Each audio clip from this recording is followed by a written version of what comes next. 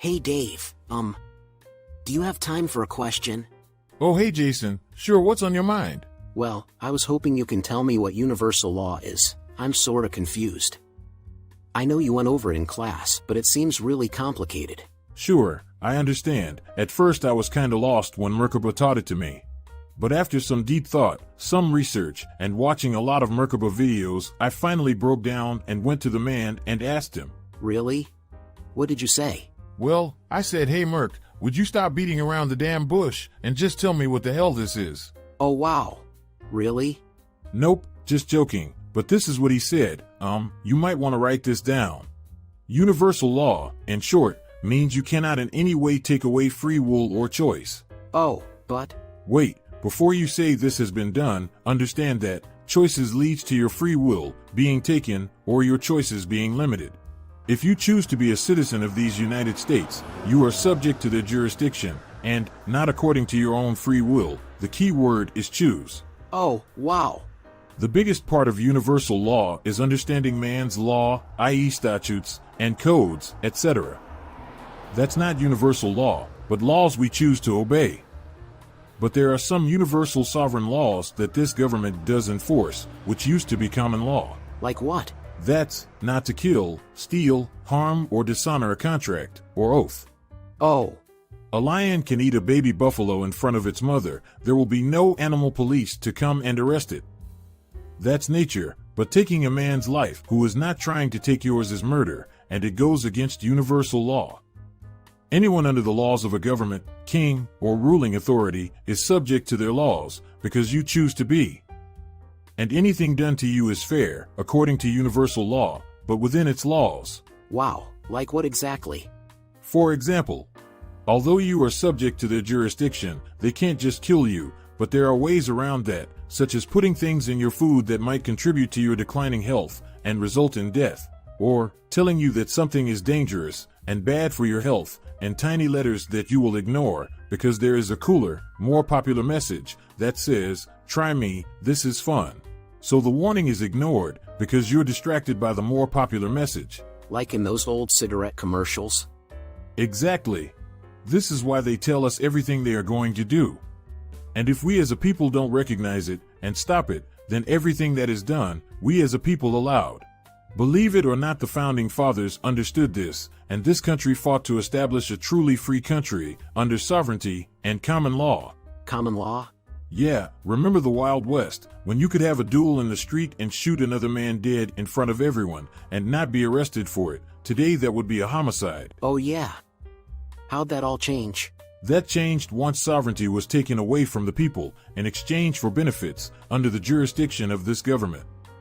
They rob us with taxes, and we allow it. Oh, so that's what that form is about, but they won't give you the job unless we fill it out and sign it. But I guess we all do it because we want the job. So you see, nothing the powers that be does is illegal according to universal law. Every man has the freedom to flee or fight for their lives, regardless of the odds or how big or small you are. It makes no difference to the laws of the universe. It's not fair when a deer is eaten by an alligator because it took a shortcut across the lake. Yeah, not fair at all. But it made the choice to do so. When you begin to think about this scenario, establishing civilizations was necessary to prevent the mighty from preying on the weak. Can you imagine bigger, stronger men coming into your home and taking everything you have, and there is nothing you can do but choose to fight and die or flee for your life, and no one is coming to save you?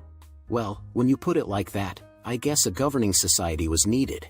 Civilized societies were needed to protect the weak and ensure that violators of universal law would be brought to justice.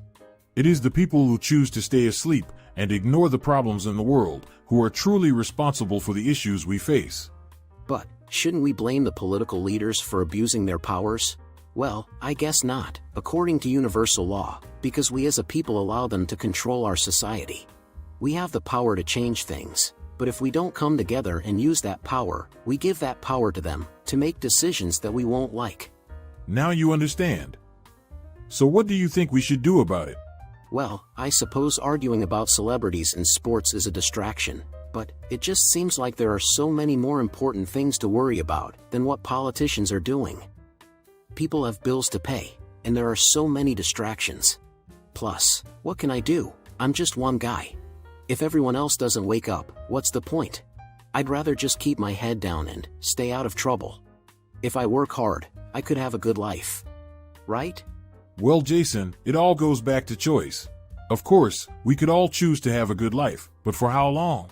How could we live comfortably, knowing that at any moment, someone, or some people, could make a decision that changes our lives in a negative way?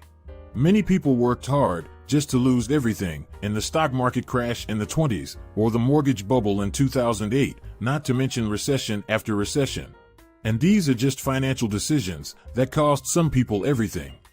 There are many more spiritual and psychological decisions that are made that also affect us. But we will talk about those another time. Yeah, I've been watching a lot of Merkaba videos about that. There is so much more to all this, but I hope this answers your question. It may all seem a little scary, but just remember, your choices shape your future. Control and influence exist to guide your choices. If you give in to control and influence, the choices you make may seem like your own, but they are not. And those choices will determine whether you have a good life or a hard one. So choose wisely, and really think about what you allow yourself to be influenced by. This is another way universal law is being used against us, so meditate on what's important and where you want to be. That's how you program your consciousness to guide you to the future you really want. Wow, thank you so much for answering my questions. I can't wait to get back to Merkaba Academy and learn more. I'll see you later. Thanks again. No problem. See you at the Academy. Hello everyone. We hope you enjoyed our video. This short video took over 3 days to create and edit, so we appreciate you taking the time to watch and support. Just a quick reminder, there are less than 24 hours left to get Never Pay Again membership for only $9.99. Merkaba Academy will shut down sometime tomorrow, and that will be the last chance to join with no registration fee. Remember, there are no more free accounts and all accounts will be deleted, except for Never Pay Again members. New accounts will be allowed to register, but there will be a one-time registration fee of $49.99. So join now for only $9.99 to avoid paying the registration fee.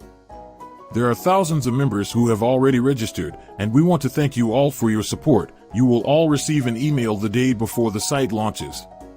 We look forward to presenting you with the only conscious social media site available. Thanks again, and see you at the Academy.